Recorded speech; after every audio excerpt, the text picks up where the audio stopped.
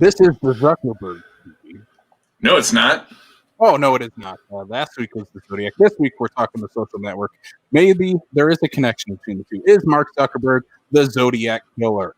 Are you muffled on purpose? We will find out at the end of this show. We'll find out. No, we won't. We will not. We will not figure it out. We already figured it out last week. We'll listen to our 3-hour epic to find out who the Zodiac killer actually was. Anyway, I am one of your hosts. I am Casey Kelderman. Join with me, as always, is my co-host, Mr. Brian Bensing. What's up? How's it going?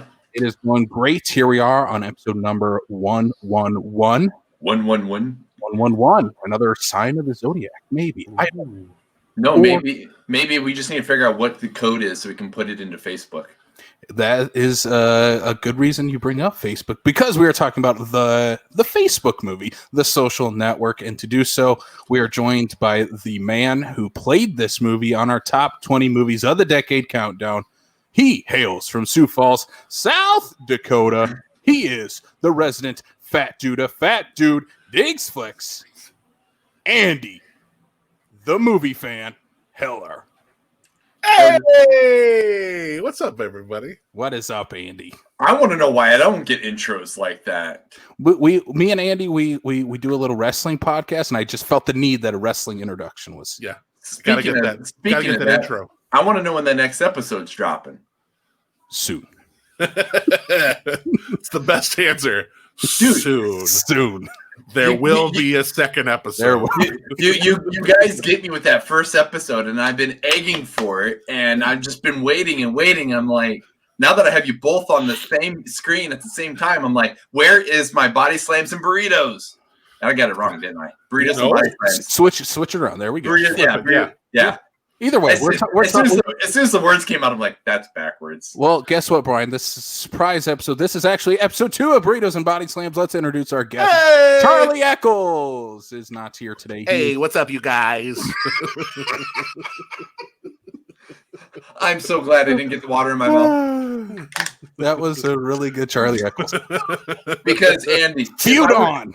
Andy, if I would have spit water on the brand new keyboard, I literally just unpackaged. I would probably be financially responsible for that, and that would be bad. I'll try to transition into our episode for this week. Episode 2 of Burritos and Body Slams will hopefully be out before the new year. That'd be good. Yeah, or right after. Maybe. I don't know. One of these days, there will be a second episode. It'll just appear like the Facebook did. Yeah. So one day you go to bed, and then the next day you wake up, and it's like, oh, look, there it is. I would just like to point out that Eisenberg sitting right behind me has got the look of, really? Why is that episode not out yet? He listens. I know Zuckerberg listens. He's got the look on his face of, really? I'm not entertained. Sheer disappointment. I know. We don't want to, disappoint the Zuckerberg monster. We don't want to do that.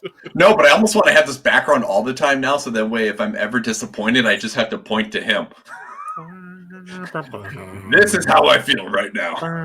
All right, let's get this episode going. We don't need another 3-hour epic. We are shooting for half the runtime of the last one. So let's get into it, boys. Let's jump into the box office for this past weekend. Pretty surprising numbers here, first of all, in the box office. I see some good numbers. This is a good trend I see towards the top here. Number 1 is the Paul W.S. Anderson, Mila Jovovich movie, Monster Hunter, $2.2 million at the number 1 spot. Are you shocked? I'm not shocked. This will stay there until next week. And I mean, next week over Christmas break, we could see 3 movies break the $1 million mark. That would be quite impressive because we have 2 this week.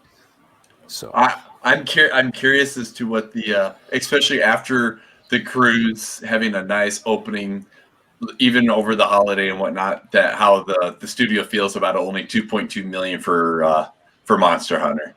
I kind of think that's kind of low, but this is also a niche movie. Not everybody's going to go to a video game movie or even understand this movie or go to a Paul W.S. Anderson movie.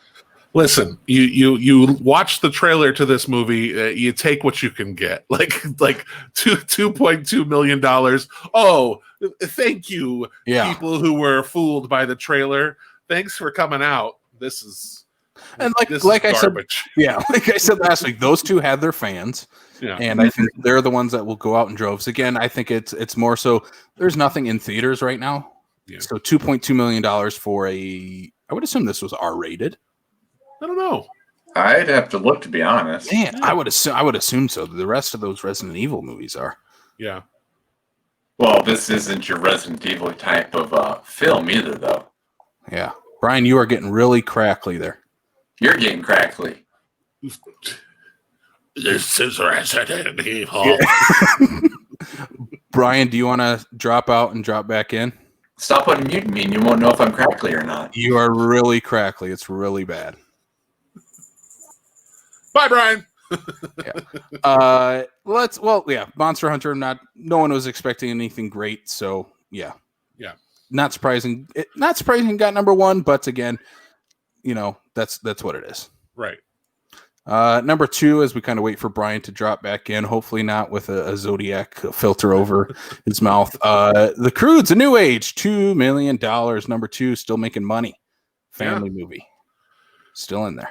Yeah, I mean, hey, Nicolas Cage and Emma Stone are doing what they can in this weird world. And number two, again, you take what you can get. Yeah, I mean, we were talking about Nicolas Cage before. He can't get enough of the cage, so it's no surprise him in a family movie still making money. Yeah. Brian is back, hopefully not sounding like the Zodiac. You're just wrong. Oh, good. You're good. You're clear. Good. There he is. The Zuckerberg was disappointed. Yep. Again, I'll just keep him in the background. I'll just superimpose his head onto every other image I make. Croods, number two, $2 million. This next one, I don't even know what this movie is. This is the Michael Ealy and Hilary Swank film that just came out. The erotic thriller. Oh, literally 20 years too late. The one where we didn't know anything about it until 2 days before it released. Oh, that one. Yeah. Oh, this is from the director of what's that movie that came out last year with oh my god, I need to pull up his name. The Intruder with Yeah. Dennis Quaid. Dennis Quaid. Yeah. I was like, yeah, from that director. This is one of those ones where it's like, I like Michael Ealy, but he's not a movie lead actor. Kind of, he's not a box office draw. I'm actually surprised they even made this much money, to be honest. And that's not to take away from him. It's just he's a great supporting actor. He's not a lead actor. I'm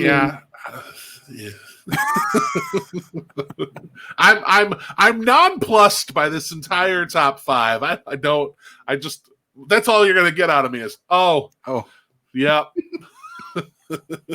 I think these type of movies have their audiences, these type of erotic thrillers, and they still have an audience, and there's still a reason they get made. So it's during a regular box office, this movie probably would have been close 4 or 5 million, broke the top 5 of the box office. Not a big draw. So for it to get 925 again, there's nothing out in theaters right now. This makes sense. People don't want to go watch, the animated kids Croods movie or a terrible Paul W.S. Anderson movie. So why not see the new Hilary Swank joint? They want to watch people get it on. That's why not. Number 4, Half Brothers, $260,000, dropping down. I believe it was at the number 2 spot last year or last week. So a bit of a drop, but again, we have a couple new releases in here.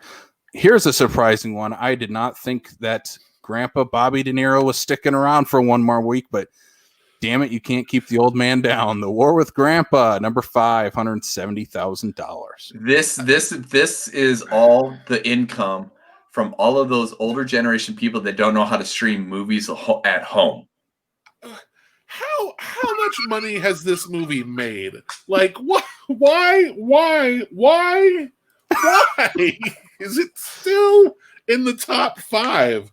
The War with Grandpa. I'm looking it up right now to see how much this film, which has received rave reviews, let me tell you, it has made. Do we have an estimate here yet? It's probably still not very much. Well, it hasn't quite. It's cracked 28 million worldwide, but 18 domestic. So, you know. Hey, for that movie, that's still probably a win. It's true. It's true. Yeah. This movie probably cost $1.25 to make. So, and $1 of that went to De Niro. That's right. Yeah. That's right. So, cool. Go see these terrible movies, people. Just keep lapping it up. All right, so that's the box office. Number 1, Monster Hunter, 2.2 million. Number 2, The Croods, A New Age, 2 million. Fatale gets 925,000 at number 3. Number 4, Half Brothers, 260,000. And number 5, as we talked about, the cinematic greatness that is The War with Grandpa, $170,000. Brian, let's get into the huge news for this week. Like last week, we got a lot of news to talk about. Let's not waste any time and get into it. Yeah, I'm looking at it, and I don't see any. There is none. Let's move. We could I might actually talk more about the movie than everything else today. I legit thought like something was wrong. I was like, no, I don't remember Derek putting anything up or anything like that. And I'm like, no, for as much news as you had to remove from the show notes from last week, I knew that couldn't be wrong. Yeah, we probably should have split it. If I would have known there was no news this week, I would have left either the Star Wars and the Marvel on this one. But hey, that's the way it goes. Yeah, and there wasn't anything. Like, I don't remember anything coming out this week that was like, ooh, we have to talk about this. Except that Tom Cruise kind of had a little blew up on outburst. Blew up on a movie set. Yeah. Hey, at least this is, you know, I'll firmly get behind the fact that, you know, it's more than just about him. It's more than just about the movie. It's people's lives, people's jobs. It's their houses. Yeah, it's a chain reaction. Brian, he is on the phone with producers every night. Well, he probably is, but that's because if I ever see it again, he can't get that Scientology thing through the phone line without it being on the phone. You're out of here. Apparently, a couple of them have left because of that. Good riddance. Listen to Tom. Wear a mask. Those are probably the ones that probably got upset and left are the ones that wouldn't have worn the mask anyway and probably would have got people sick. So more power to them. So Tom Cruise probably chased him out with his run. Running on a soapbox. The only news that I can really think of is something that was announced at the end of this week's The Mandalorian, which I guess we can, if we want to touch on that a little bit. I think we should. Just a little bit. Again, I don't want to make this too long, but I'll just say this is the fact that if anybody hasn't watched the end of The Mandalorian, wait till the very end. If you haven't watched it, pause here, come watch that, come back because we're gonna spoil it. Yeah, I'm going to put a little banner here. If you're watching on YouTube, if you're listening, take 5-10 minutes and wait. But I will put this little spoiler warning up. That way, we're free to talk about. Guys, Luke Skywalker is in the show. Giving no people any time if you wanted to pause. Hey, you put up the banner. That's enough. We're going to spoil this. By the way, Luke Skywalker. What did you guys think of this overall for the season and then this finale? I mean, we have to talk about because it does relate to the movies. I mean, like I said, Luke Skywalker shows up in this show. Thoughts? I absolutely enjoyed it. I think the episode itself was very, very, very good. I have a little bit of a problem. Luke's head looked a little funny because of the de-aging CGI. Let's wrap his head around somebody else's body kind of thing. But outside of that, that ending was fantastic. With Pedro Pascal, the entire last 10 minutes of that, or 5 minutes of it was great. Yeah. Was Casey crying?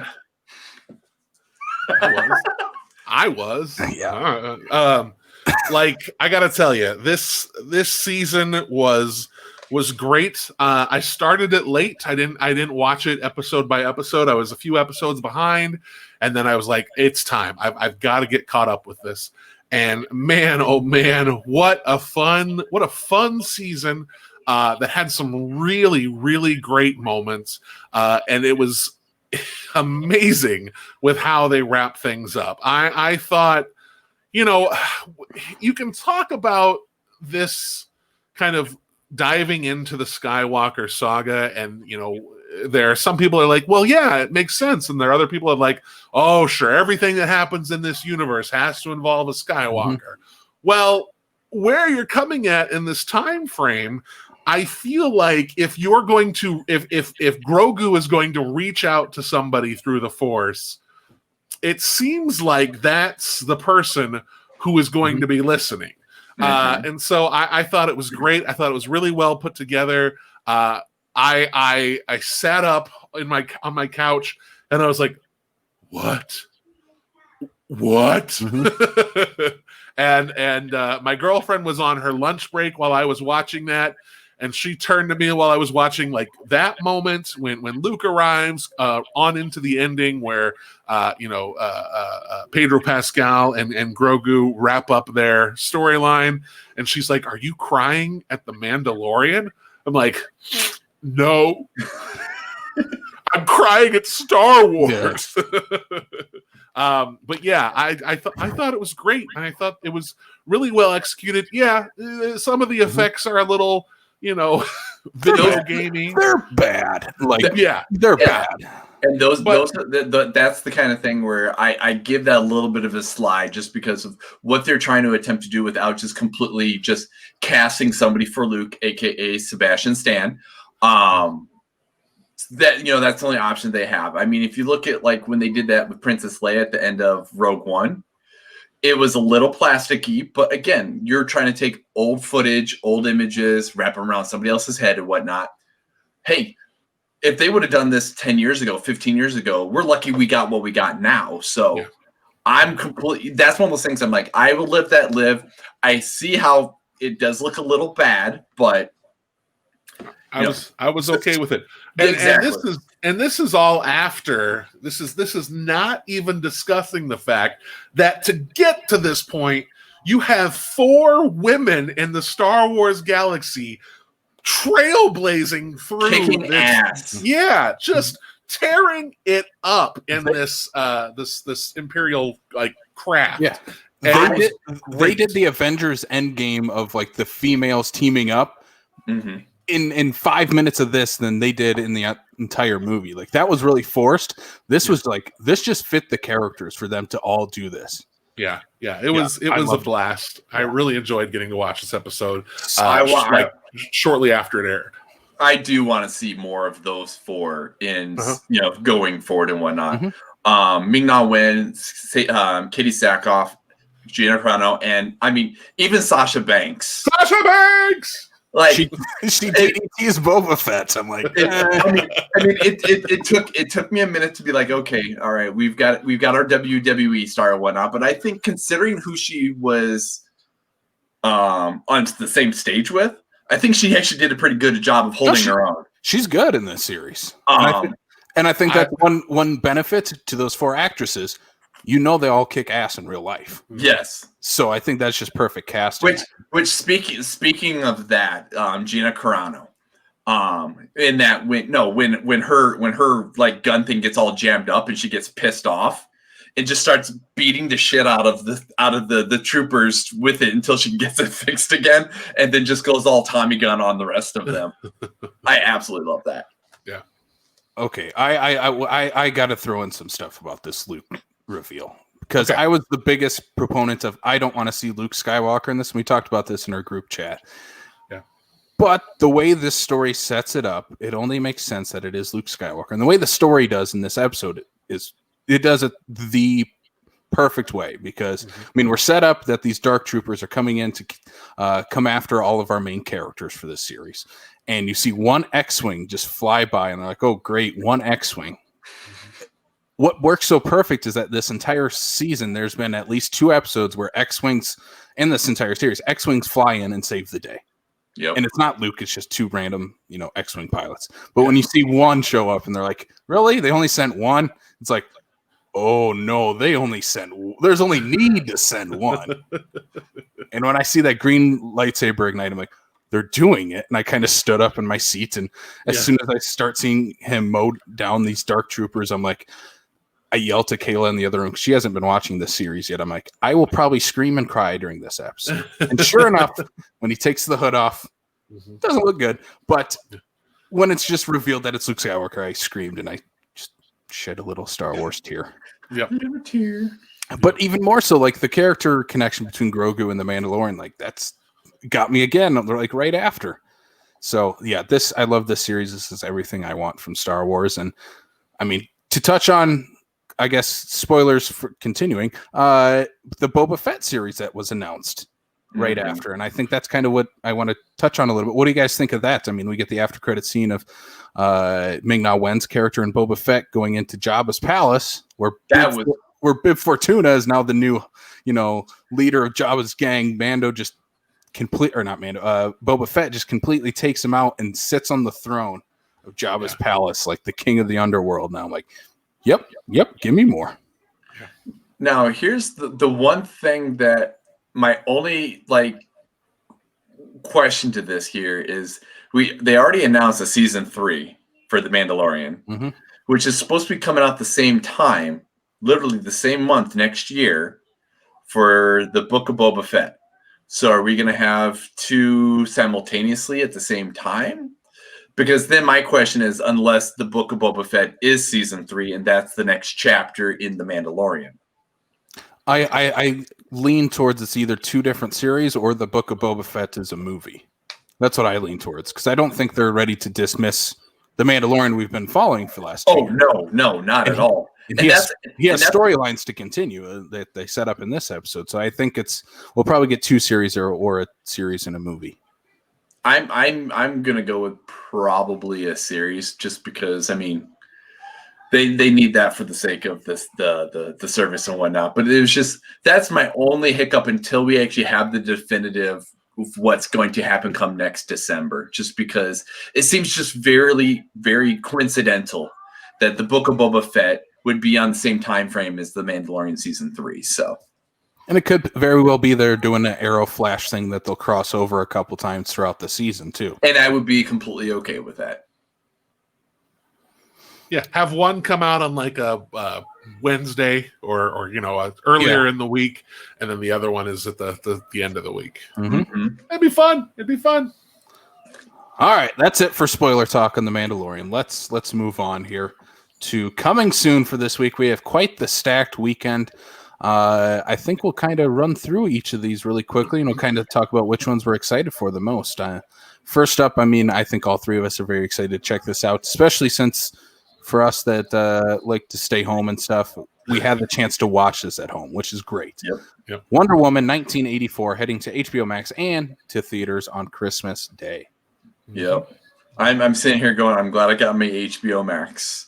Yeah. And I said it before, and I know that Andy's in the same boat, because I know, Andy, you unfortunately have not been to a movie theater, and it's literally like, coursing through your blood, the animosity you have towards COVID-19 is the fact that the Woman 84 is one of those ones where I would love to go see it in the theater, but I just think for the sake of my own personal safety, my family safety, is I'm glad I have HBO, and I get the weird line that's been drawn between theaters and streaming services, but I'm going to take it for HBO Max, just because then I know I'm going to be able to get to watch this on Christmas Day. Yeah. This is the weird world we're living in, and we've got to be able to have these adjustments. And I really appreciate that Warner Brothers and HBO Max, I know that this is a selling tool to try and get more subscribers to HBO Max, but I appreciate that they are releasing this at the same time on this streaming service. And if you have this streaming service, you don't have to pay extra for it. It's there, it's yours, you get to watch it. I think it's only available for a month. Yep, 30 days. Yeah, but the way that they're hyping this up, people that want to watch it, they are going to watch it. I will be watching this on Christmas Day. I am very, very excited. I have not been to the movie theater since March. The last movie I saw in theaters was The Way Back with Ben Affleck.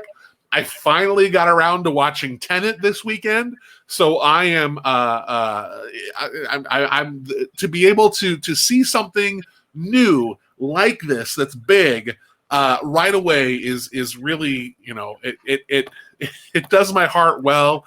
I understand people's frustration. I understand the nervousness about what impact this can have on movie theaters, but people love going to the movie theater. They will still go to the movie theater once this crazy time in American history, in world history, has passed. We've got to get through this, and I appreciate Warner Brothers and HBO Max taking this risk and kind of giving this opportunity to people to still see this. So, selfishly, maybe it's just because I'm happy I get to see it, but that's the way it is. I'm happy I get to see Wonder Woman and whatever your next movie on your list is. I think this, again, like you said, I think it is a cool thing for the studios to do this for especially this movie and the next one we'll talk about is that they are giving people a chance to watch this over the holiday season. And you don't have to go out to the theaters to watch these. And Disney's kind of making a big exception with their next one we'll talk about. Wonder Woman's doing the dual release. I think this is kind of a template for what they'll do next year, kind of testing the waters with this movie. But for me, it'll come down to timing, as if I can make it out to the theaters or not. But the fact that I know that it's there on HBO Max and readily available, it's hard not to want to just stay home in my own house and just watch this movie too. But again, I feel like it depends on if there's going to be crowds for this or not, because if there is, I don't want to see it in a crowd right now. But on the split side, I want to see every movie in a theater with a big crowd. Like, it's such a conflicting way of wanting to watch movies, but I'm very excited that everybody gets a chance to watch this at home. And, HBO Max, I think, is well worth the price of admission for what it's at, $15 a month or something like that.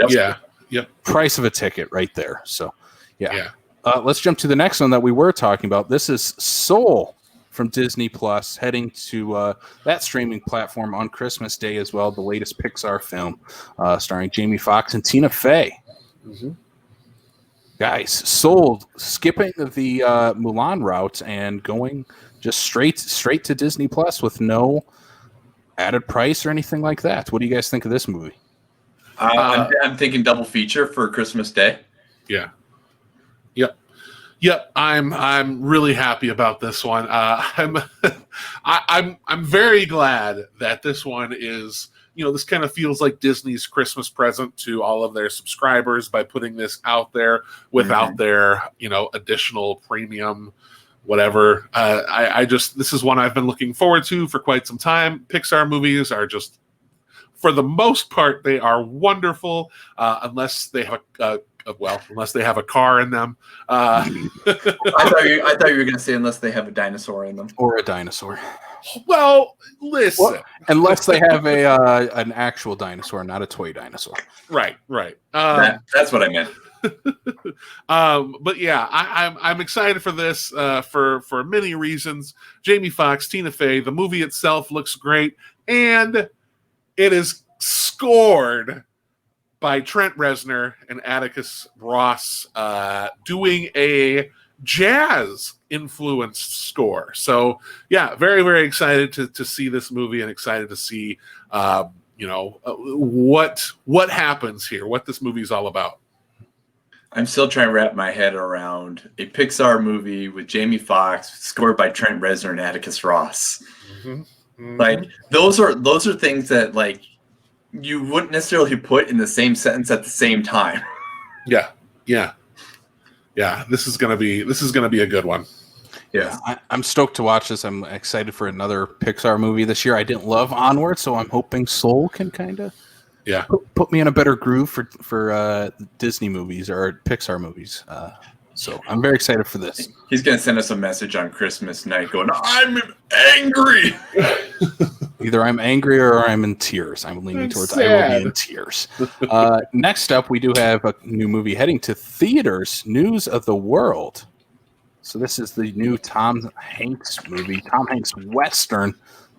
What do you guys think of News of the World? Directed by Paul Greengrass, of course. So Tom Hanks heading into Western territory. Yeah, I think it looks interesting. Again, I'm the wrong person to talk to right now because it's going to take something special to get me back into theaters before I feel super comfortable. And this probably isn't it, but I think the movie looks interesting, and I love Tom Hanks. Mm-hmm. I really like Paul Greengrass as a director, so I think this looks interesting. But I think to me, this looks like something that I can wait for. So, and I don't think you'll have to wait too long. This is heading to Netflix, I believe, in January or February. I think February. Well, I was going to say, Netflix already has the international distribution rights for it, so it's just a matter of time. You know, I'm right there with you. I love me some Tom Hanks. Granted, I do miss me some funny Tom Hanks, you know, every once in a while. But I mean, for the sake of two Tom Hanks movies that have been affected by COVID-19, I still haven't even seen the first one. I still haven't seen Greyhound, and I have Apple TV. It's just a matter of we'll see when I get there. Hopefully, mm-hmm. I forgot all about that movie. If that's any indication of how I felt about Greyhound, I forgot that it even existed. High praise on the taco scale, I'm sure. Next up, what it is. Next up, we have Promising Young Woman heading to theaters December 25th. What do you guys think of Promising Young Woman? Again, another movie heading to theaters. I would assume, again, theatrical windows are getting closer. They're closer to shrinking as far as when they can head to premium VOD. So again, this should be available early January. What do you guys think of this movie? Are you excited to watch it? I will tell you, I know absolutely nothing about this movie. And I am. This is actually the movie that I'm considering, like, what can I do? What kind of bubble can I pack myself in that I can go to the theater to see this one? I am very, very excited for this one. It not only is Carey Mulligan the lead, but comedian, writer, director Bo Burnham is also in this movie. This looks like a really interesting take on the revenge thriller that kind of has a tinge of dark comedy to it. I am all about this movie. I have heard some really, really glowing advanced reviews for it, which sometimes you have to take those with a grain of salt, because I heard some really glowing advanced reviews for The Prom, and that movie fucking sucked. So. Now that you said Carey Mulligan and the premise, now I remember the trailer for this. This is one of those ones where it fell off my radar just because of, well, COVID. Yeah. So I think this was supposed to be like April, May. Yeah. So that's my bad. So now that you gave me the sparks and a little bit of a Google on my phone, I'm right there with you. I would love to see this. I don't know if I would venture out to the theater on Christmas Day to go see it. Right. But yes, I do agree. I do think this, for the sake of it was the words woman revenge thriller, Andy, that made me go, wait a minute. I think I know which one we're talking about here. That premise alone, just the amounts that are in the trailer make me go, okay, this is something I do need to see. So I retract my previous statement. I think we talked about this one on the show at some point. Yeah, like 6 months ago. That's why I'm saying. It might have been during Coming Soon back then, even. I don't know. Yeah. Yeah, I'm looking forward to checking this one out. I'm assuming theaters will not be packed in Sioux Falls, South Dakota for this. Yeah. So, Andy, if you want to make a plan, I will buy the seats 3 seats away from you if you want to go. Just put yourself. I will let you know. It probably won't be on Christmas Day, but I will keep you posted as to when I can make that happen. Let's do it. I love Bo Burnham is my favorite stand-up working today. I have not watched 8th Grade yet. I should probably get on that. But I do love the man. I think he is a genius artist. So I'm very much looking forward to this movie too. So we'll just put Andy in the corner. You get the ones to the seats to the left of him. I'll get the ones right in the front of him. We'll create you that little bubble that you need. Yeah, my COVID pod. You guys can be my COVID pod. We'll be your pod. Andy, we'll be your heroes, because the next movie we are talking about is the movie I think we are all looking forward to watching on Christmas Day on Netflix. That is We Can Be Heroes from Robert Rodriguez. This got moved up. Oh, it did get moved up a week. The sequel to Shark Boy and Lava Girl, I guess. Look at that poster. Who does not feel excited to watch this movie after looking at that? Let's move on. Is Pedro Pascal in this movie, or did I just imagine that? No, you are correct. All right. Well, if nothing else, this will boost my Pedro Pascal stats on Letterboxd to watch this movie. It'll add another movie to his list for me. You'll have two in a week then with one. I know. So maybe I'll. Oh God, maybe I'll watch this. Andy, aren't you one of the ones that gives so much wonderful love to the kids side of the Robert Rodriguez Troublemaker studio? No, I don't really give love to Robert Rodriguez's cinematic universe in general. Like he got me with Desperado and Once Upon a Time in Mexico, but since then I don't think there's anything he's made that I've been really excited about. His episode of The Mandalorian was great. It's good. Yeah. What about From Dusk Till Dawn?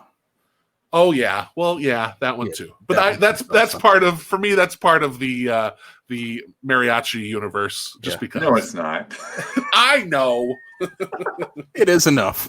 It's enough for me. This will just, I don't think I'll be watching this, but this will depend if Kayla wants to watch a Shark Boy and Lava Girl sequel, even though her 12-year-old crush Taylor Lautner is not in the movie. If he was, I think this would unfortunately be an immediate watch for me. So I'm hoping we don't have to. That's all I'm hoping for. Just push that fact. Push the fact that he's not in it. That was the first thing I said, making sure to point that out. So, he's not in those. I think I'll be good. Speaking of Netflix movies, though, they have another one coming out this week. This comes out a few days earlier, December 23rd, The Midnight Sky. So I will share it. There it is. George Clooney is in this film. Felicity Jones is a post-apocalyptic movie, The Midnight Sky. So what you're saying is Midnight Sky and We Can Be Heroes is a great double feature for a Christmas break. Why not? You get some Robert Rodriguez and you get some Clooney directed movies. This should be fun. This looks interesting. I'll that's much I'll say. I mean, even though Clooney seems to age very well, he seems to have aged very badly for this. He's a good-looking man. I will say that he is. He looks so old. Because he is old. It still looks great for however old Clooney is. Mid-50s, you would have to think. He looks better at 50-something than I do at 39. Come on now. All right, fair enough, Andy. Fair enough. Clooney in the cold. Why not? Andy, I will wait for a taco rating on this before I watch it. Yeah, you might be waiting a little while, but I do want to watch this. This is on my list of movies that I need to catch before I make my best of the year list. So before February, I will definitely watch this movie. All right. So no one's excited for Midnight Sky. That is all right. Next up, we have our re-release for the week. This is Clueless, heading back to theaters 2 days only, December 27th and the 28th. Clueless. Are we all fans? Question. Fine. I like Clueless. I don't know if I would jump to go see it in the theater. But I mean, Paul Rudd's great in it. Yeah. I enjoy the towards the very beginning of it. They're making the one guy's making reference to the fact he can't find his Cranberries CD. Like, if there's one thing about this movie that it definitely does is it doesn't age well in the fact that between the pop culture references, that obviously like the cell phone technology and whatnot, like this would be one of those ones where like it could potentially be rebooted and have a whole different face just because of how society and social media and everything has changed compared to when this movie came out. But I don't know. I would maybe pay a few bucks to watch it at home, but I wouldn't go to the theater to go see this. Man, I guess I am the resident Clueless fan on this show. I love this movie. I will probably not rush out to theaters to watch it, but if per se the next topic that we'll talk about, the Sioux Falls State Theater, were to play it, yeah, I'd be there. I love Clueless. I love this movie. A ton of fun. It is a total 90s package that could not have existed in any other decade. Yep. And that's one of the reasons I do love this movie. And I think that it's very funny, very well cast. I mean, I do love a young Paul Rudd. So yeah, this is, I do love this movie. I think this might be the first thing that I ever had the experience of Brittany Murphy. I don't remember if this was her first thing or not. I think this might have been her first kind of like breakout movie role. I think she was on a TV series, like the Torkelsons or something like that. It was. Do you know what I'm talking about? Do you know what I'm talking about? It's been a long, long time. Well, yeah. Anyway, it was like a kind of a down home Southern family, and I think she was on that show. I don't remember. Don't quote me on that. But Clueless, I own it on Blu-ray. I like it. I do. I'm not as like huge of a Clueless fan as say my girlfriend is, because she loves that movie. But I think reminding or like watching this movie, like it'll remind me of a few things. Like first, it'll remind me of how much I crushed on Alicia Silverstone at that time. I think everybody did, because she was she was everywhere.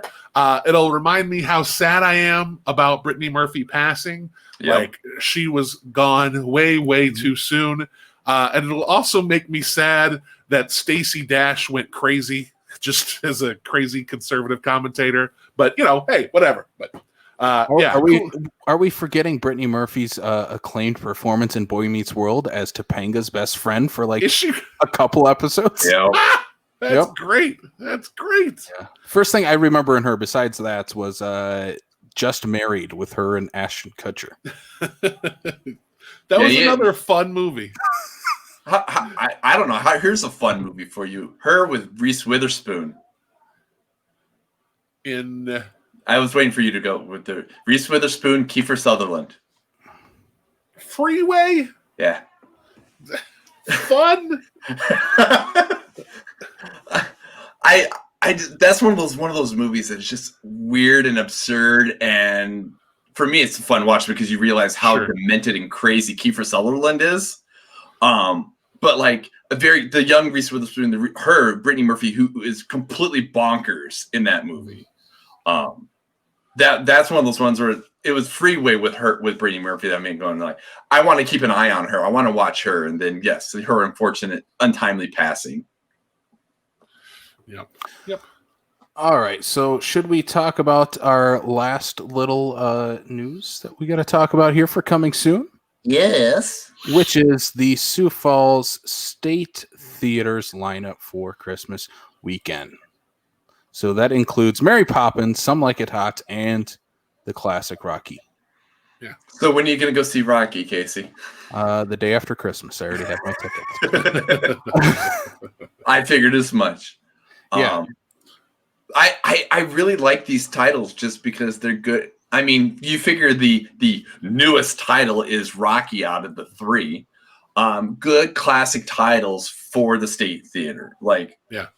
For the sake of the ambience, I mean, granted, now having finally been able to watch a movie in the theater or in the State Theater after being in town for over 30 years, I will say that, my God, those seats are comfortable. Oh, those seats are comfortable. Oh, yes. You'll want to fall asleep, Andy, especially when you hit the little recline button and start oozing back and getting your feet propped up. Ooh. Oh, yeah. But yes, Mary Poppins, Some Like It Hot. Good classic movies. I'm liking so far what the state is doing with the repertory screenings that they're picking for their upcoming weeks. Mm-hmm. Yeah. This is a great lineup. Just a really, like, these movies may not be Christmas movies, but man, they are exactly the kind of, like, I guess, spirit or feeling that, you want to have when you're at the theaters kind of at this time of the year. They're just really warm movies. So yeah, this is a great lineup, and I wish I wish I was going out to the theater because I would probably try to check all three of these out. I really love all three of these movies so much. And I think it's perfect to have those like thematic elements of the warmth, like you said, like Christmas movies give you that warmth. Because I mean, Christmas Day is the last day I will watch a Christmas movie. Like I'm not going to watch anything after. I'm going to be Christmased out. So to have 2 more days after that, I think it's perfect to have those thematic type of movies. And yeah, I have my tickets for Rocky. Just debating on times for the other 2. I have not ever seen the other 2. So to check them out in the State Theater would probably be the best route to go. So that is hopefully on my docket for Christmas weekend. I would tell you that I was like, I'm going to watch quite a few Christmas movies this year just for the sake of December. I've gotten 1 in. Yep. I have been really bad about Christmas movies. Yeah. Was it Elf, Brian? Okay, sorry. I've gotten 2 in. The other one is I watched The Happiest Season last night. Oh, yeah. Yeah, I watched that one as well. Still need to watch that. I saw your review for it, Andy. Yeah, it was good. Well, I saw your stars. My rating, yeah. Yeah, I saw your rating of it. So, and I would have to say I'm pretty much on par with you for the sake of The Happiest Season. Yeah. All right, so that is coming soon. Please go check out the full coming soon article. That is out right now, out a little early because of the Christmas holiday. So go check it out on backlot605.com. You can find anything else you'd like to watch over the Christmas holiday. Plenty to watch this season. So I think we're all very excited that we get some brand new releases for the holiday season. So that is very cool to watch all these at home. So, all right. We're hitting good time, guys. Unless we're gonna talk about the next movie for over 2 hours, we'll keep it under 3. Yes. All right, so we're going to take a little 30-second break, and we will be right back logging into the social network. Boo! Hello, listeners. Are you craving even more movie content? Head on over to our horror-themed show, Slashlat 605, which is hosted by Sam Lenz, Blake Ginnathan, and myself, Casey Calderman. That is where we break down our favorite films in the horror genre and everything else that is related to the genre that us horror nerds love so much. Podcast is available right now on Anchor.fm, Apple, Google, and YouTube. We will see you there. All right, we are back here, logged into our Facebook accounts because we are going to be talking about The Social Network from 2010, directed by this month's featured director, David Fincher, with a script written by the great Aaron Sorkin. This film does star Andy. Andy the fat dude. Andy the fat dude. He's in there. I saw the cameo. Andy, Jesse Eisenberg, Andrew Garfield, Rooney Mara. Who else do we got in this movie? Little Justin Timberlake, Army Hammer. Little JT, 2 Army Hammers in this movie. Dakota Johnson is in this. I figured out after for the longest time. For one scene, that's right. Yeah. Yeah, so David Fincher found out the secrets to Facebook and the secrets to cloning Army Hammer. So let's jump into it. The Social Network, 2010, a.k.a. the Facebook movie when this first came out. Do you guys remember that? Because I do not remember when this, the hype for this movie was released. Do you guys remember the hype? You were also like 12 when it came out, so you weren't paying attention to the hype. Hey, I had a Facebook when this came out, and we'll talk about it. Yes. Oh, yeah. We'll definitely get on the topic of, when did we establish said Facebook accounts? No, I definitely remember because I remember there being some of the semi-backlash because of like, how do you do a movie about a company that's still in existence or about this person who's still alive? We're talking about things that maybe we should be talking about kind of stuff. And I enjoyed, this is one of those movies where there's enough content in this movie where Zuckerberg probably could have gone to the theater or to the studios and said, I can't allow you to make this movie. He could have pulled, the strong arm and gotten this movie kiboshed. So. Yeah. I fondly remember, I remember everything around this movie very, very well. I have made no disguise of the fact that I love this movie. This is one of my probably on my list of all-time favorite movies. I just think this movie is practically perfect. I just think this is a wonderful, wonderful movie. And I remember everything that kind of came out about this movie. And like Brian said, it was like, how can they do this? How can they tell this story? Like, is he gonna sue them? Is this gonna bring like the movie? Like, are they gonna pull it from theaters because they said something they shouldn't have? And then there's also we feel so bad for this guy. They made him look like an asshole. How could they do that? Fast forward 10 years later, Mark Zuckerberg is an asshole. Like where we can't hide that anymore. So if they come out with the Social Network 2, everybody's going to be like, get him, get him. That looks about right. That looks about right. Yeah. But yeah, I love this movie. I remember going to see it in theaters. I remember that the whole build up to see it in theaters. So yeah, this is a real highlight of my 2010. Mm-hmm. I would have to say is I think somebody brought up to me and asked me, of that year, because it was like between the 2009, 2010, like that small window and whatnot. They're like, what is your favorite movie right now? It was like, if you're talking a good serious movie, I picked The Social Network. I was like, if you want just a good fun comedy, just to have fun in the theater, I was like, go watch Horrible Bosses. Like those were my two movies. I was like, if you're gonna see anything, those are but I was like, yeah, Social Network is one you have to watch. Both with thematic elements of horrible bosses in this. Yeah. Zuckerberg is not a good guy. No, and I mean, as far as this movie goes, that's kind of where I want to start with this. Is how do you? I don't know the full story of Mark Zuckerberg. I haven't looked him up too much besides being the guy who made Facebook? Who made Facebook and really changed the world for better or worse, whichever way you think of it. But as far as this movie goes, that's kind of what I want to focus on is this Mark Zuckerberg from the movie, Jesse Eisenberg's Mark Zuckerberg. Because from what I understand, this isn't 100% to the truth of the actual Mark Zuckerberg or how Facebook was actually created. This is definitely the creation of Facebook through the aspect of film. So how do you feel about his character in this movie and his arc or lack thereof throughout the movie? Because I have thoughts, because I don't hate him in this movie. You don't hate Jesse, or you don't hate Mark? I don't hate Mark Zuckerberg in this movie. I don't.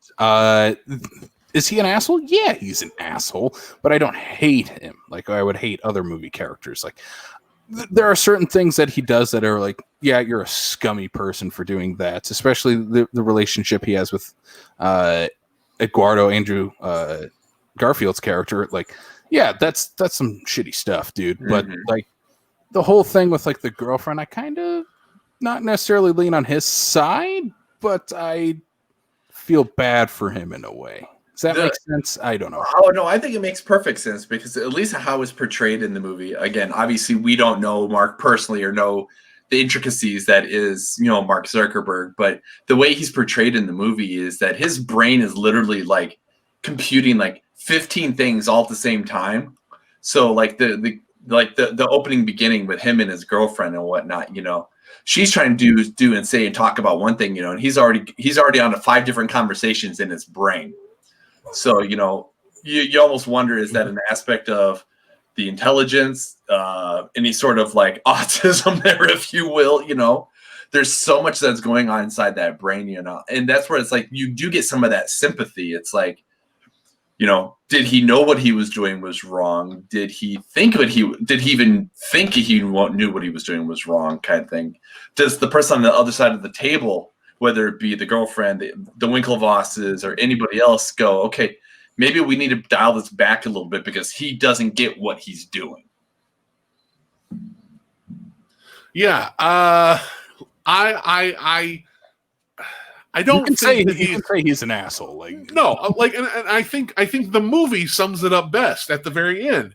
He's not an asshole. He's just trying really hard to be, and he is so laser focused now on this company and on this success that to him, he's not really doing anything wrong. He's trying to make Facebook huge, and it doesn't matter the toes that get stepped on along the way, because this is going to make his world, his life, exactly what he wants it to be. So I think there is a selfishness, a self-centeredness to him, but I think that's the story with all geniuses, is that for the most part, you know, they're doing that to an extent to kind of better themselves, or even if they're trying to better the world, it's such a driven sense that's all they focus on. Everything else can kind of fall by the wayside. And his interpersonal relationships with his friends, with anything, it all crumbles because he just wants to make Facebook what it is. I do want to say, though, that while the conversation at the very beginning of the movie between him and Erica Albright, you know, you feel bad for him to get dumped. So like, I'm done. You feel bad for him there, but then he goes back to his dorm, and there's a certain point there where he starts taking action where it's kind of like, nah, you're a dick, dude. Yeah, his reaction to it is not great. Yeah. It's not the proper reaction someone should have, and right. I find it ironic that for the most part, I find his character is he is a guy who is a super genius. He is one of the smartest men on the planet. I mean, he created one of the biggest inventions that we've ever seen in our millennium, and it's so ironic that he creates this iconic and this website everyone uses. Everybody has a Facebook. Creates this social network. Yet he is a guy who has zero social skills. Yeah. Mm-hmm. He feels like a robot, and I know that in real life he is that way too. Just even he has no facial. It's just very ironic that a guy with this type of personality creates the biggest social networking site that we've ever seen or will ever see. Yeah. Which you mentioned that, and one of the things that I thought about towards the beginning is when he writes his blog and he writes all the things that comes out of his brain unfiltered, and part of me was like, how would you have enough friends that are actually going out of their way to read said blog that it even got as far as it did? Like, to me, that is like one of the few things about the movie that is kind of semi-unrealistic. Well, I think the thing about that is that not a ton of people acknowledge reading the blog at the beginning of the movie. Like it's Erica's roommate who reads what he posted, and that's the only, like, I think that's the only indication, and Eduardo, like the only indication that anybody's reading it. So I think that's a little reasonable, because you've got your boy. It would be in his network already. Right. Your boy is there. He's going to read what you're saying. He's like, I gotta go stop him from comparing girls to farm animals. I'm going to go over to that dorm right now. And then you've got Erica's best friend and roommate who's like, check this. That dude you just dumped, he is talking shit. So yeah, I think, and then, you know, I guess you're right, because it just occurred to me that the roommates also comment on Erica's cup size, or like, not the roommates, but the guys who walk down the hallway in that dorm scene, they do comment on Erica's cup size. So who knows who those guys are? Maybe they know Mark. Maybe they're friends with Eduardo or something like that. But yeah, I guess if it's a really popular blog, I can see where you're coming from with that kind of like, why does this guy have friends? But he seems like the guy with the social skills that's going to have enough people reading said blog. Right. But here's the thing that he says in the movie too. Everybody in college is wondering what everybody else in college is doing at any time. And he sets that up throughout this movie.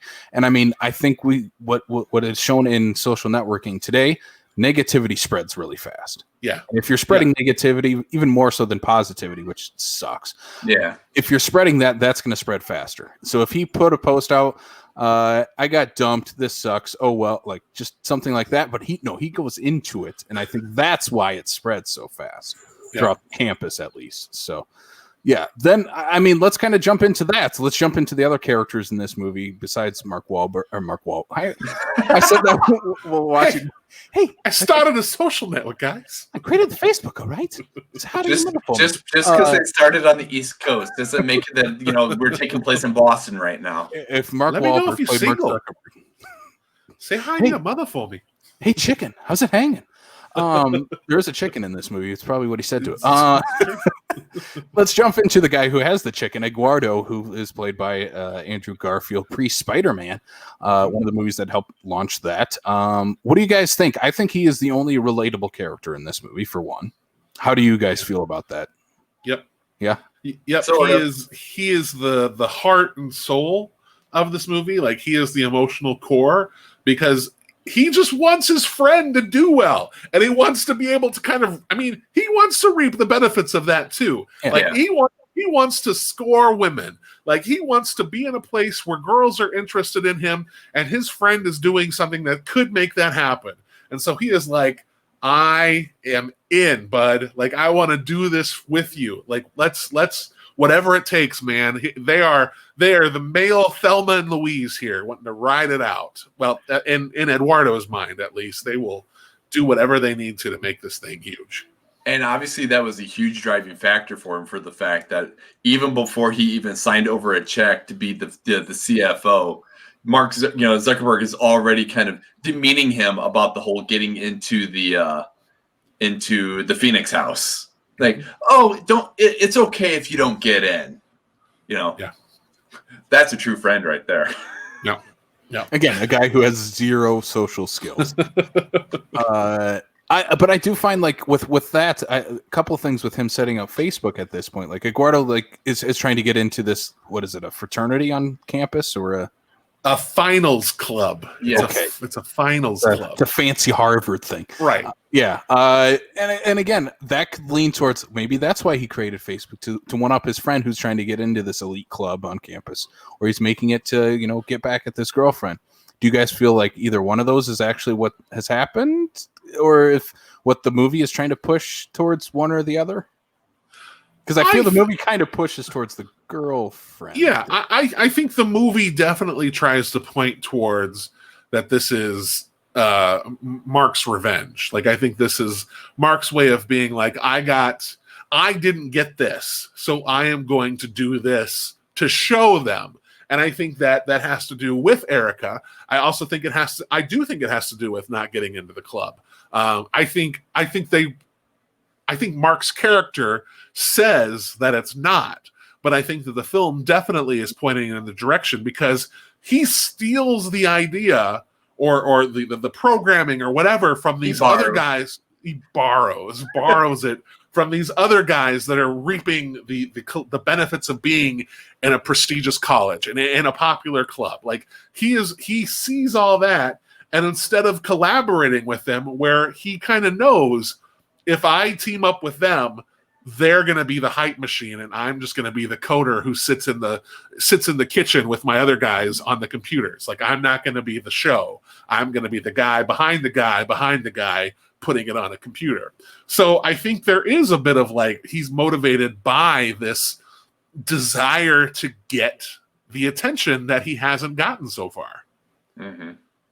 And I'm glad you brought that up with the other guys that he goes to meet up. The twins and the Winklevi. Yeah, and the other character. What is his name? Max Minghella is the actor. Yeah. Not Devendra. Shoot. Hold on. Andy's pulling it up. He's got it. Yeah. But when he goes to work with them on their project, that's where I start to lean towards the side of Zuckerberg in this movie. And I don't know if the movie's necessarily pushing that, but I feel like those three guys are kind of our big antagonists for this in a lot of ways, until we get introduced to a certain pop star. But I like those guys. I don't like any of those guys. Right.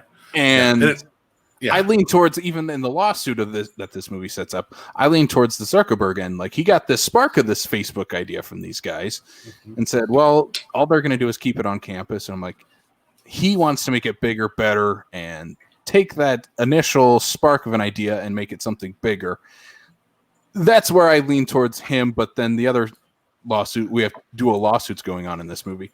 Yeah, I lean towards the other character, right, for sure.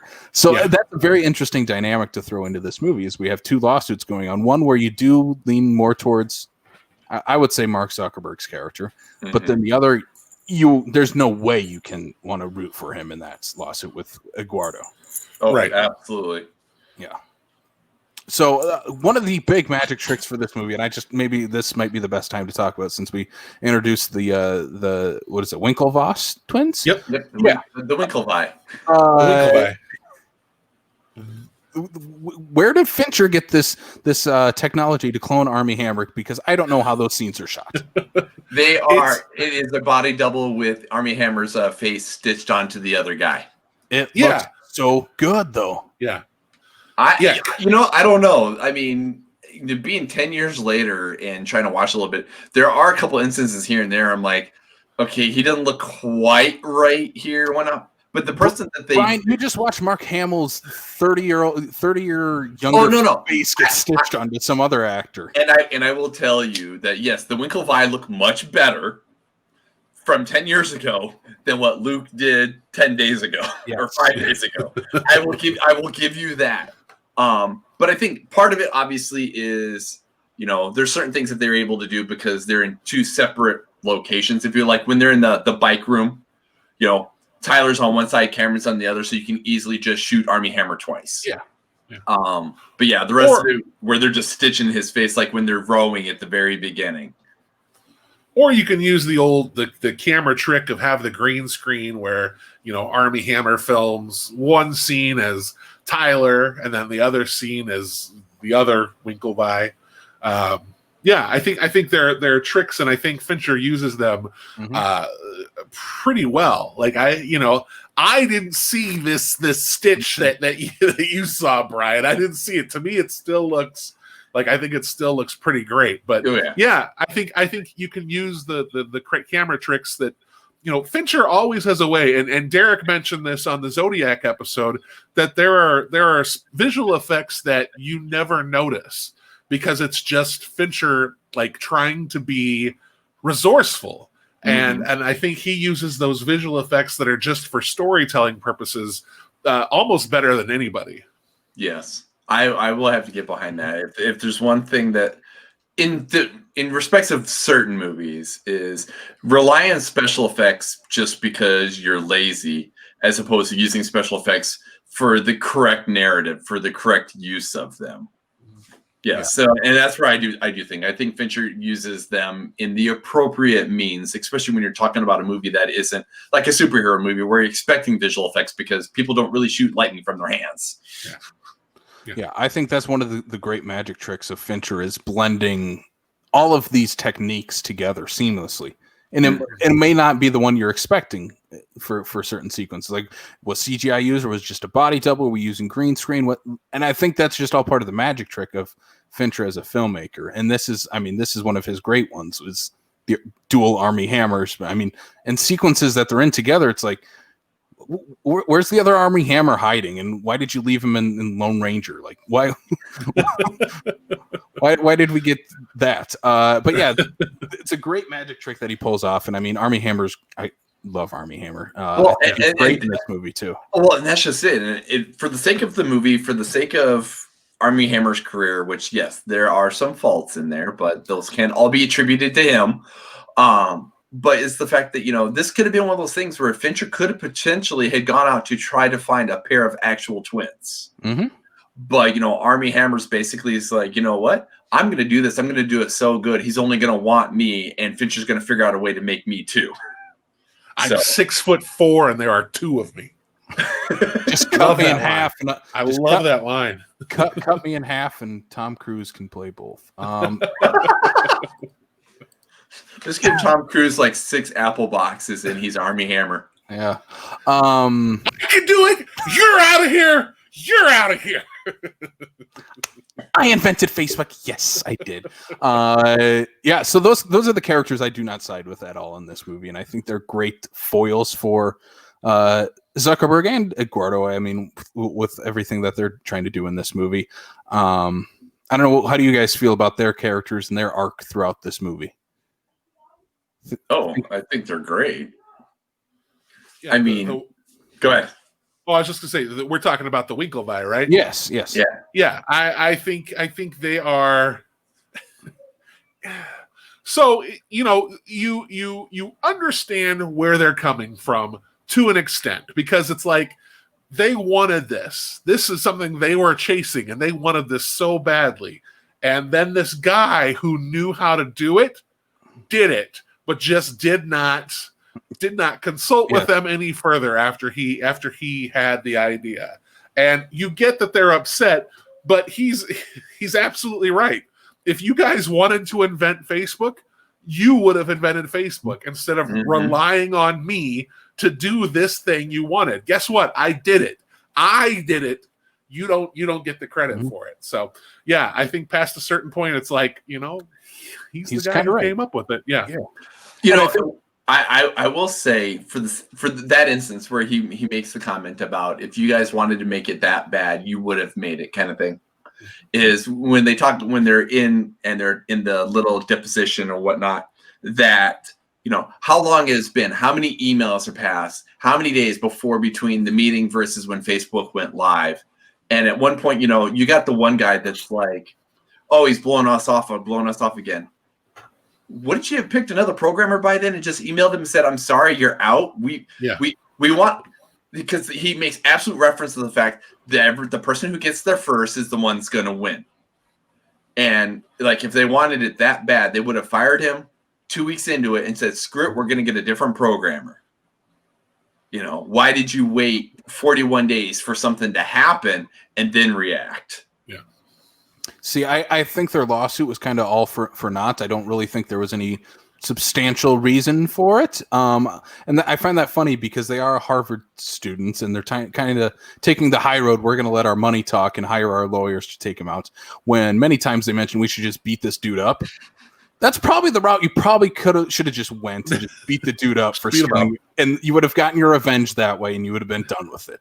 Yeah. No, but they wanted the money out of it. Well, there was no money at that point. They should just beat him up right away when they were in school. They as Harvard students and soon to be Harvard graduates knew that there was going to be money in it. So they were men of Harvard. Yeah. They were men of Harvard, but they knew there was money going to be in it. They should have dressed up like Johnny from Karate Kid in the skeleton costumes, like they said, and just beat up Daniel LaRusso. I love that line, especially with the fact that we've got one Winklevoss reciting that line, and then his counterpart with like, "What the hell are you talking about, dude?" Like having to react to yourself saying that line. Let's jump into the next character I think we all want to talk about. That is Mr. Justin Timberlake. That guy from NSYNC. You remember that? He's a singer, right? He is a singer. He has dabbled in the acting a couple times. Andy has got those JT moves for sure. So he is introduced as the guy who created Napster. Andy, what is the character name? Otherwise, I will have to. Sean Parker. It's Sean Parker. It always throws me off because I know Napster as being created by Sean Fanning, and so I'm always like, "Oh yeah, it's Sean Fanning." Sean Fanning. No, in the movie, it's somebody else who was also a Sean Parker. Yeah, so he's introduced as this. He finds out about Facebook because it is now spreading to all these other campuses. And only 3 other campuses. It's very big campuses. It ends up at Sanford, and he is with Dakota Johnson, who makes just a small appearance in this movie, and finds out she has a Facebook and begins to, I suppose, just kind of wonder what Facebook is and get more intrigued with it. And this kind of will be his next entrepreneurial venture for him, as he likes to call himself, an entrepreneur. He's unemployed. What is he doing? Yeah. I love that. So you're unemployed. So how do you feel about his character in this movie? Because for me, I love Justin Timberlake. He is a huge crush of mine, and I think he is a very great actor that doesn't get a lot of credits. I think he's great in this movie, and I feel so bad that I don't like him at all. He is the antagonist of this movie. Yes. Like he is the force that is manipulates our protagonist, I guess, if that's what you can call Mark Zuckerberg, and drives a wedge between him and Eduardo. he is just nothing good in this movie. He is greed personified in this movie, and what excess can lead to. And I think it's kind of interesting to watch how Mark gets so swept up into this world, because this is somebody that he would be against. Like, he is the Winklevoss twins minus the money, I guess, to an extent. But he is everything that, and the body. But everything that they represent, except he's interested in Mark's, like genuinely interested in Mark, and that just, there's that energy is there where he is like, I found somebody who gets me and is really willing to just go with me on this journey. And he just gets so caught up into everything Sean that it just, you watch him change. And I think, at the end of the movie, he kind of regrets just how overcome he was by everything that Sean brought with him. But yeah, I think JT is great in this movie. Like, I just think he is so good in this. And he, for somebody that so many people love, like, he is, it's easy to despise him in this movie. Mm-hmm. Oh no, I would have to completely agree. He definitely is one of those ones where he has his own personal motives that is pushing things to go different ways. But I think one of the things that makes Mark turn to him and that creates that wedge is Sean is like, we need to make this big. How do we make it big without, it was that whole advertising thing. Like, almost at the very beginning, Eduardo's like, we need to monetize this. And, and Sean's like, no, we don't need to monetize. We need to make this huge. So that was where, he just said the right words at the right time for Mark to go, that's who I need to align, because he has my interests in the same context and whatnot. And so I think that is literally where that line got drawn, because it was like, well, how do we monetize this? Well, no, I wonder now how many it is this many years later, and we pay for everything, it seems like, through Facebook. But no, I think Justin Timberlake is one of those ones where I think when this movie came out, somebody was like, really, you put Justin Timberlake in this movie? Like, did you just do that so you have like the quote unquote star power kind of thing for whatnot? But no, he is genuinely fantastic in this movie. Granted, they all are, but I hands down, I think JT did absolutely fantastic. Yeah. And I think you're right, Brian. It's Eduardo. Eduardo is aiming here. Eduardo wants to aim high, but his idea of high is only this high. Whereas Sean Parker is like, no, we can go higher than that. Like, we can go off the screen. That's how high we can go. Mm-hmm. And I think being the way that he treats Mark and having such high ambitions, I think that's what he completely gets caught up in and completely loses sight of his friendship with Eduardo because of it. Because he tells Mark what he knows Mark needs to hear, so that he can benefit for it. Granted, it's benefiting quote unquote Mark as well in the process and whatnot, but he's like, this is how I'm going to get mine, because this is how I know it. I need to play him. Yeah. And I think that's a big thing for Zuckerberg in this movie, is that he says it a couple times. He's not driven by money. Like, money is not the priority with him. And I think that is, he says that then.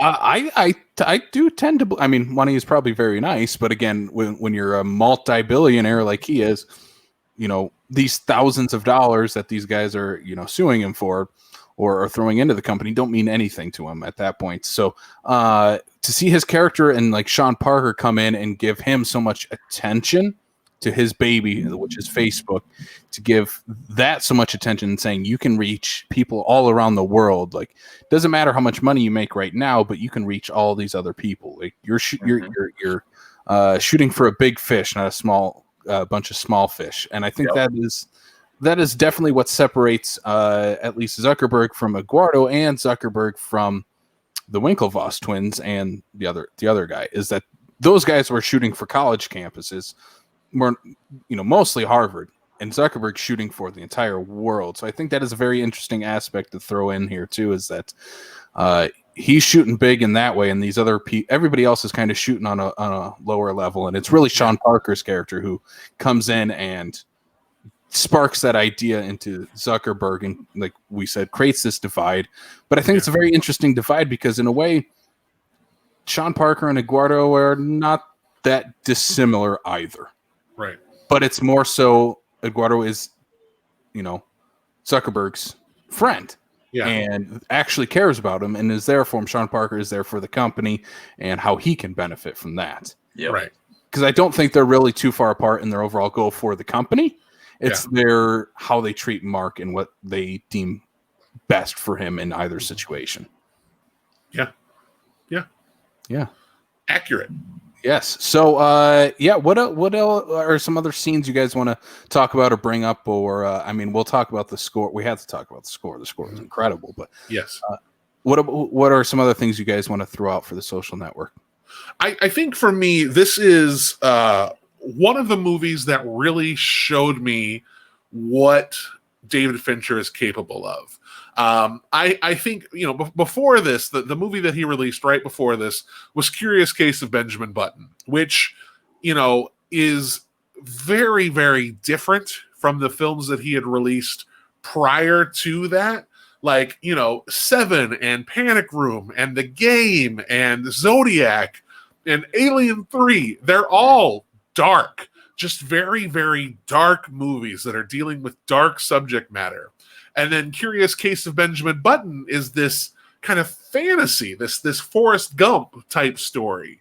And it's so very different. And while that movie succeeds at a lot of things, I don't love it as much as I love most of the rest of Fincher's filmography. But this one, it takes what Fincher does so well in the darkness and puts it towards like a very human story. It brings out the darkness in ourselves, like not with murder or murder, which is what all of those movies kind of revolve around, or Fight Club, which is dealing with kind of the twisted parts of our psyche.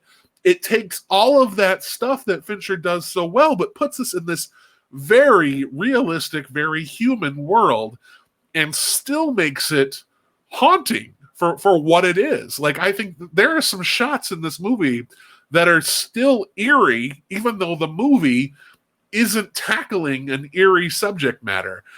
So I think Fincher and his cinematographer just really bring this story to life in a way that I don't think other filmmakers would have. I think if you were to attach, people that I respect, I think if you were to attach Spielberg to this, I think if you were to attach, I don't know, some other of that range of filmmakers, maybe even Scorsese, I think they would tell an interesting story. But I think that this film really benefits from that kind of darkness that Fincher brings to his movies. And I think that's one of the reasons why I love it so much, is because it's this story of success and betrayal, but filtered through Fincher's kind of screwed up lens. And I just love it. I just love this movie so much. I will put in even maybe an amendment to that, because I would have to agree with you 100% here, Andy, is, through the lens of Fincher for this film. But I also think that it's also because of the pen of Aaron Sorkin. Mm-hmm. Like, I think if somebody else would have written this, even if it would have still been a Fincher movie, if it wasn't for the fact that if it wasn't for Aaron Sorkin's script, I think it would have been a completely different movie. Yeah. I think the two of them really found a way to click, like, and just brought this story to life in a way that no other pair could have. Like, maybe if Sorkin would have written the script and one of those other directors would have tackled it, you still would have gotten that Sorkin flair, but you wouldn't have gotten the visual. And then if Fincher directed the movie written by, I don't know, some run-of-the-mill screenwriter, it would have been visually interesting, but just the way that these characters interact wouldn't have clicked as well. So I think you're absolutely right. That marriage between Fincher and Sorkin, like it's great. It's what makes this movie as fantastic as it is.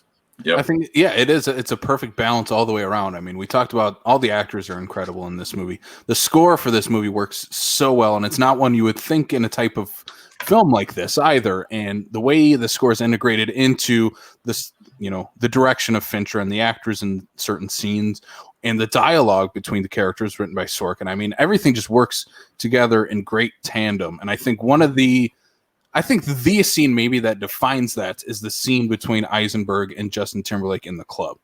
Yeah. Is that we have this music blaring over these characters. Justin Timberlake is giving this entire monologue and, trying to explain a sort of a business plan for Zuckerberg. But then also Fincher's directing of you can barely hear what they're saying with the score booming over top of them. Everything in that scene just works in perfect tandem where otherwise it should not work.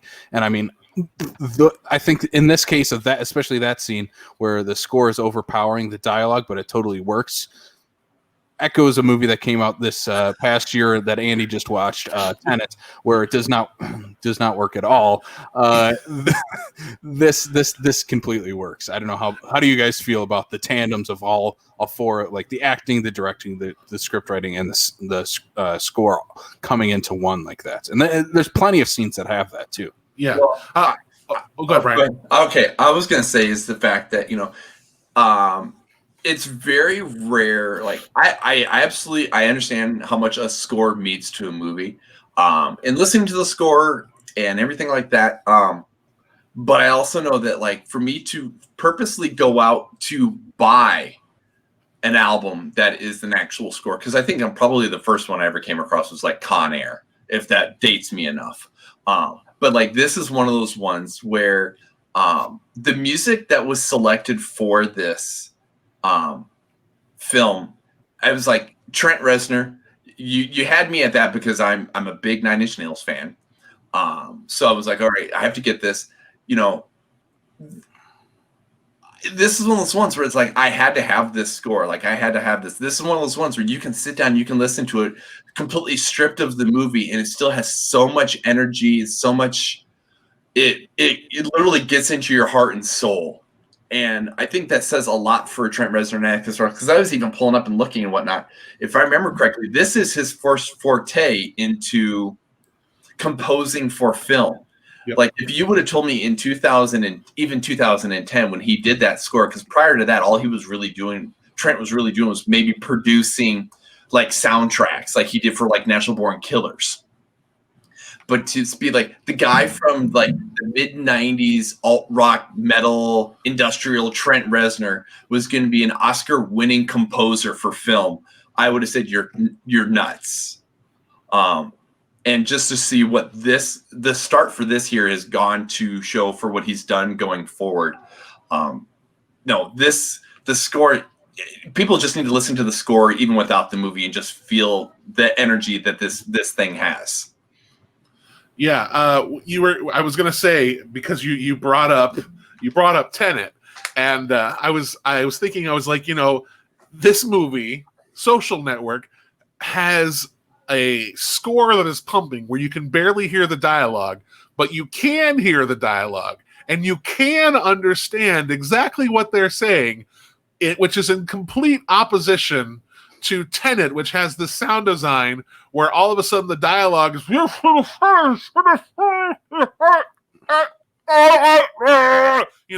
it's so hard to make out and understand. That's one of the reasons why I was glad I watched it at home, because I was like, you know what, subtitles. Let's just eliminate this problem before it even becomes a problem. Just out of curiosity, does Chris Nolan not know what ADR is? I don't think he knows what sound mixing is. Like, I think that's where the issue is, because it's like, when the prologue for The Dark Knight Rises was released. Like it got like people talked so much shit about that because they had watched it and Bane was incomprehensible. So then they released the movie and they redid it in such a way where you hear everything very faintly in the background, and then Bane is right up front with putting on the mask. Like he mixes it so that like the sound is just mixed so poorly that it's just frustrating. His movies are frustrating to watch. So I hope eventually he admits that he has a problem and gets it taken care of, because I think his movies are there groups for that in Hollywood? There should be like a 13-step program for that, led by David Fincher, teaching them how. Right. But yeah, like I just this movie, everything comes together so nicely in this movie. And Casey, you and I and Charlie have a chat going where we're talking about various things, whatever comes up to plan for our side project podcast. But one of the conversations I think we had the other day, I think it was that conversation where we were talking about movie scores and ones that we really, really like. And I instantly said the score for Meet Joe Black. I think the movie itself, take it as you will, but I think that score is super underrated. But that score, like this one, has tracks that I remember by name. Like, and I think if you can remember the track of a score by name, that really says something about the movie. Like there's something there that makes the power of that score stand out. Like, you know, it definitely sets its identity with the film, but there's something about it that makes it even like leap off of the screen and something that you can just enjoy on its own.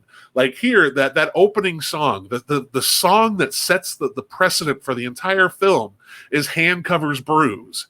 And that song, like, I can't escape it. Like, it is a song that goes through my head all the time.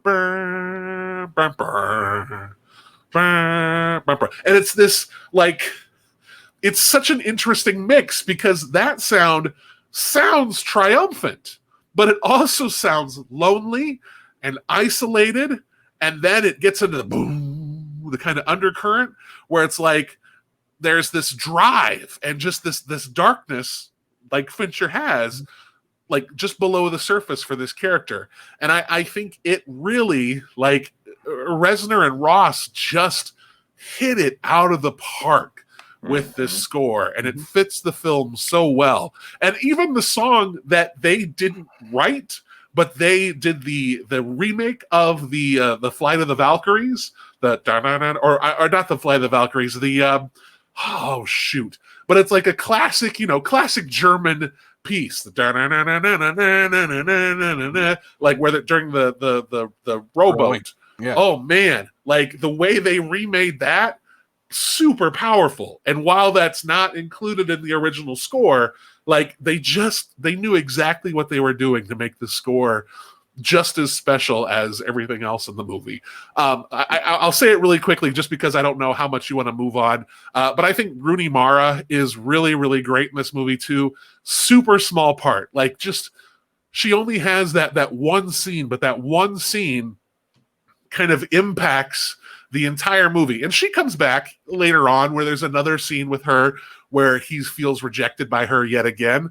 But I feel like because Fincher was able to see just what she had in her because of this very, very small part, I think that's what set the stage for him casting her as the lead in Girl with the Dragon Tattoo. I was just about to say this was her screen test for that. Yeah, and she is incredible in the Girl with the Dragon Tattoo. Like I really championed for her to win an Oscar that year too, because seeing her as kind of the meek every girlfriend, the girl next door, to this tough, like damaged, like just force of nature in Lisbeth Salander in Girl with the Dragon Tattoo. Like I think I'm glad she was part of the conversation. I think I wish she would have won that year.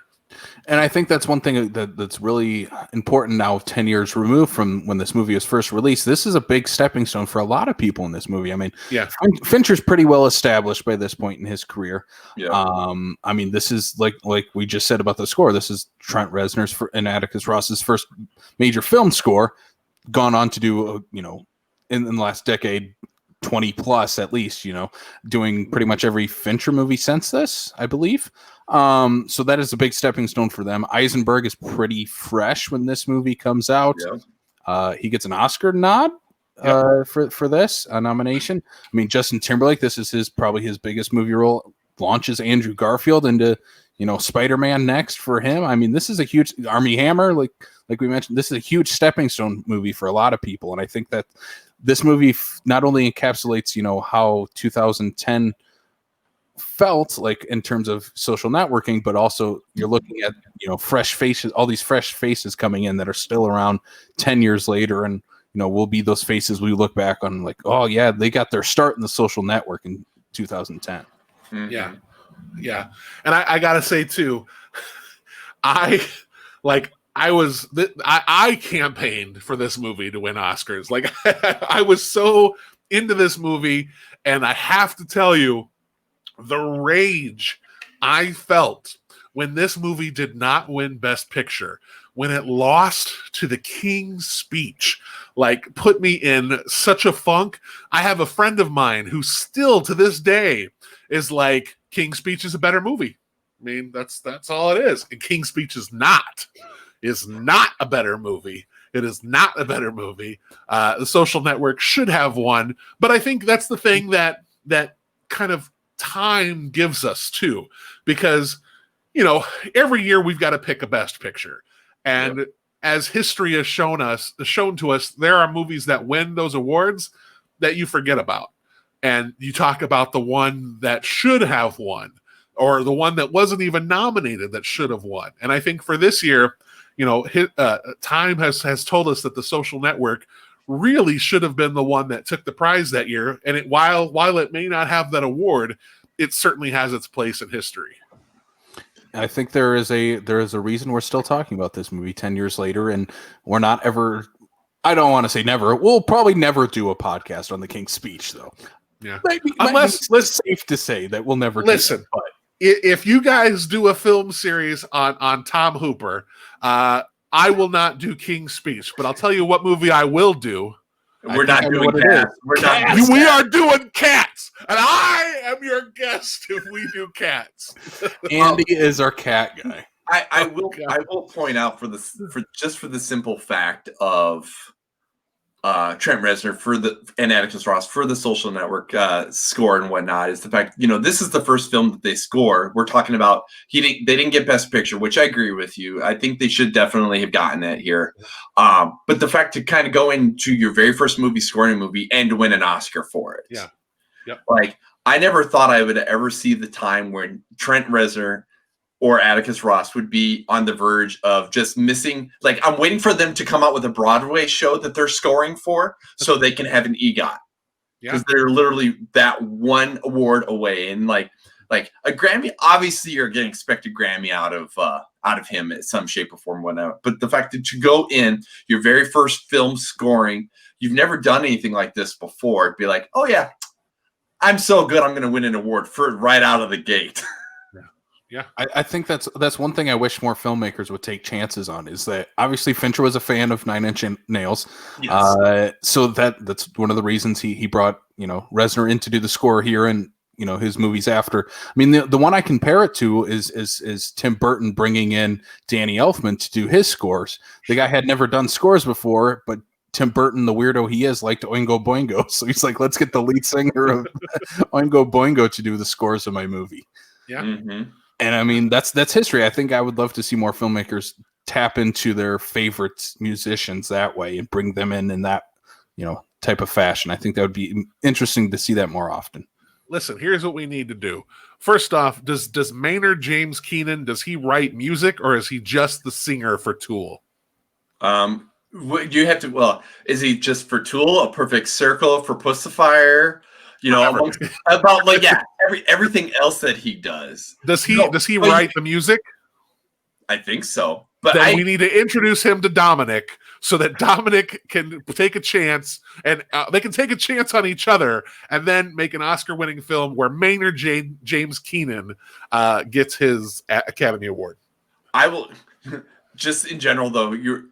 He has toyed around with the sake of making movies or music and everything like that because he was doing the Reinholder stuff for the Resident Evil films. Yeah.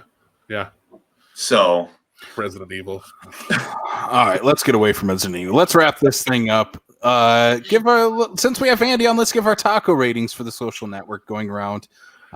Andy, since you are the man, what does this get on a Fat Dude Digs Flicks taco scale? I rewatched this movie again last night, and this is the first time that I have watched it since I have started the taco scale, and I am proud to announce that The Social Network has earned its place into the Golden Avocado Club. Social Network is a golden avocado. I've never heard you utter the words golden avocado with a film since I had met you, Andy. Yeah. Social Network is a golden avocado for me. I love this movie. I just think it is remarkable on every level, and it's one that still holds up. I think everything about this movie continues to be effective today. Brian, what about you? What would you give it on an Andy Heller taco rating scale?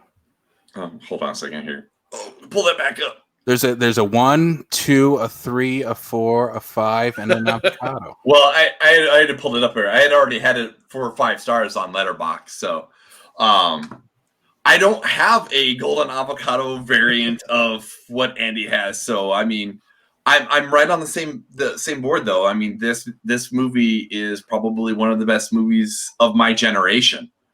So, I don't know what more I can say. I don't have anything better than a golden avocado. So yeah. I give it a solid 4 tacos for me. It's not my favorite Fincher, but sure. I mean, it's a fantastic movie. It's a great movie. It's one of the greats of our generation. It is one that will hold the test of time, and it'll be a nice little time capsule of the era that we live in right now. And I think it'll hold even more gravitas as we continue into social networking and where that grows. And looking back on, isn't that quaint when Facebook first started? Even 10 years, removed from this movie, it's like, we easily have a couple sequels we can do with this. Yeah. Do you remember when Facebook was like that? That's kind of, Yep. Speaking of, let's jump into this as we're wrapping up our conversation. Talking about Facebook, I asked you guys if you could pull up your first Facebook posts, or if you remember what it is or why you signed up for Facebook in the first place. So what do we got for Andy Heller? What was Andy Heller's first little post? All right. So I'm going to read this post, and then I'm going to tell you a little story. From August 7th, 2017. Hey, this is actually me. Promise. Just doing some cleaning of my social media life. I had a profile. I was trying to start another one and keep the old profile open. However, somebody reported this profile as being fake. Somewhere in the mix-up, my original Facebook profile got deleted, was never revived. So I lost my Facebook profile that I opened in 2005. That had a lot of photos that I really wish that I could have back. A lot of photos that I'm glad are gone, but there are some that I really miss. And the reason that I started a Facebook in 2005 was because a girl I thought was cute told me I should have a Facebook. Aww. Nothing ever came of that, but. Brian, what about you? Did you pull it up? I'm pulling it back up here again. Stupid filter. Facebook. Just because it actually. There we go. That's what I wanted. Okay, because back in the day, mine was not from 2005. Like I said to you guys here beforehand and whatnot. I had a problem with the simplicity that was Facebook, and I was all about MySpace at the time. And then when MySpace really started to go off the rails, is when I signed up for Facebook, which was 2007. But this was still during the time, because if you're talking 2005, Andy, that means you were still using an EDU email address. Yes, I was. Because in 2007 was when it finally hit, like, because I'm going to assume 2005 you were at one of the state colleges, like SCSU, USD kind of thing, right? Yes, I was at USD in 2005. My second collegiate attempt, the first year of my second collegiate attempt. The reason why I bring it up, because I do remember this here, is it didn't start hitting the private colleges until like 2000, late 2006, around that time, because I was at Colorado Tech and I had used my CTU email address to get signed up for it. And that was 2007.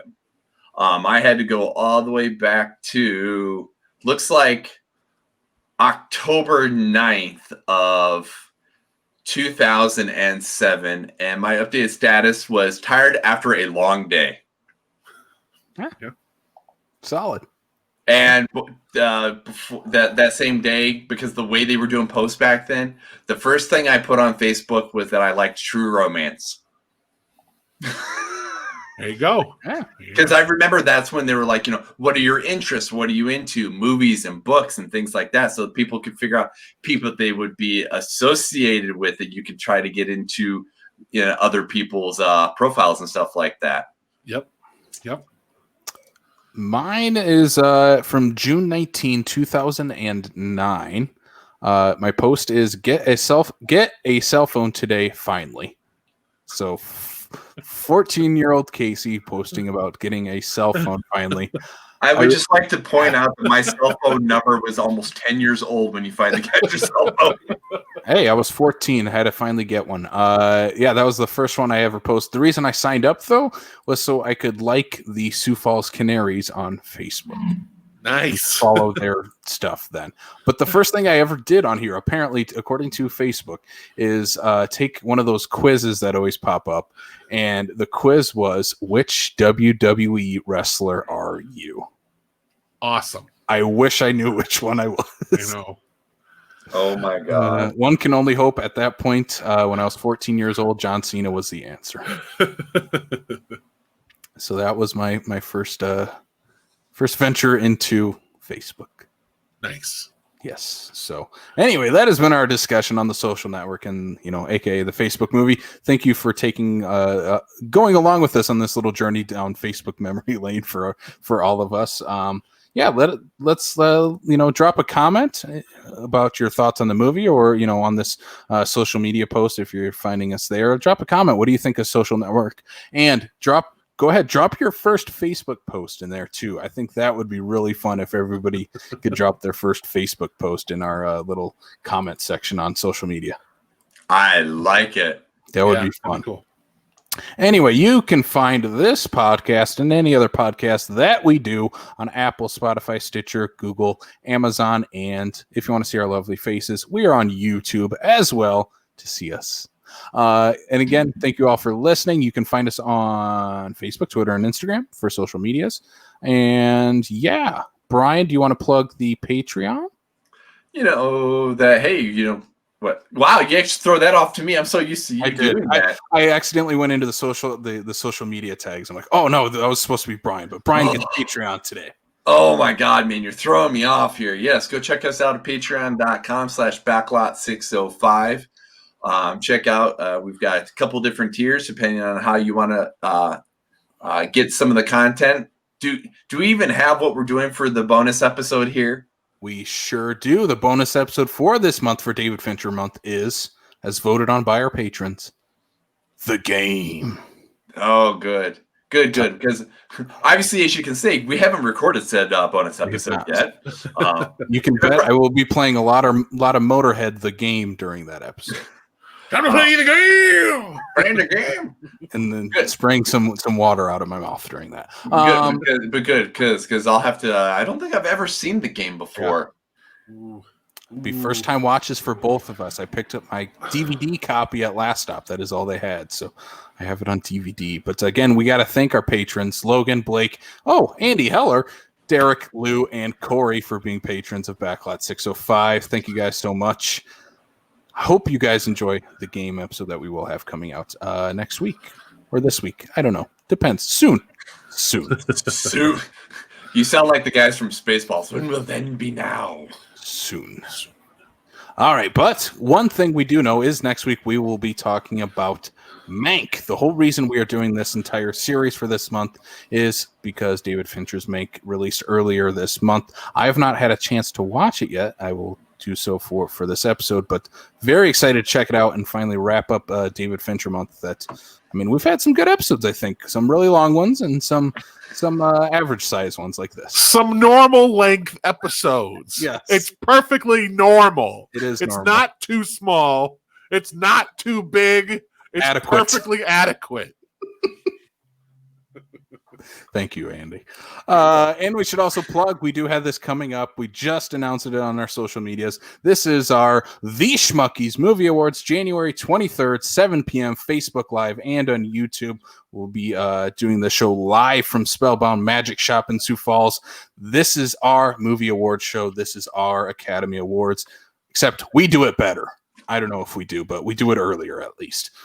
So we'll be doing our award show on all the movies that came out in 2020. We are not going past it like the Academy. We're cutting it off December 31st, 2020 is our cutoff date for movies released. So, we have some special guests for that show too. We have comedian Zach Dresch. We do have magician Travis Nye and musician Jacob Lemmy. So those guys will all be on that show that night, 7 p.m., January 23rd, Facebook Live and YouTube. Yeah. So that is it. Yeah. That is all we got. Andy, thank you so much for joining us. Where can the people find you and Fat Dude Digs Flicks? Well, you can check out all things Fat Dude Digs Flicks at the same points listed above there. Facebook, Instagram, and Twitter for my social media. And then the podcast, Let's Talk About, and the Criterion Break with Andy and Blake Ginnethan of Backlot 605. You can find that podcast on Apple Podcasts, Spotify, Google, Stitcher Radio, not YouTube, Amazon Music. You can find it anywhere your pods can be caught. This week's episode, which will have already dropped by the time this hits the internet, I am talking with Blake. It is a Criterion Break, and we will be talking about new Korean cinema, the feature that is on the Criterion channel from last month, actually. But we got a chance to talk about some awesomely violent Korean films, and it was a joy to talk about those with Blake. Well, it was a joy to talk to you about The Social Network, Andy. We are. Did you see that smug look just right now? Hey, it's always a joy to talk to Andy Heller about. It's always movies. a joy to talk to you guys. Yes. So again, go check out Fat Dude Digs Flicks. We love what Andy is doing over there. He is our partner in crime. We talked about Bonnie and Clyde earlier. This is our Bonnie and Clyde. Us two on all us two groups on the road doing crime, and I don't think we're doing any crime. We're not doing crime. No crime.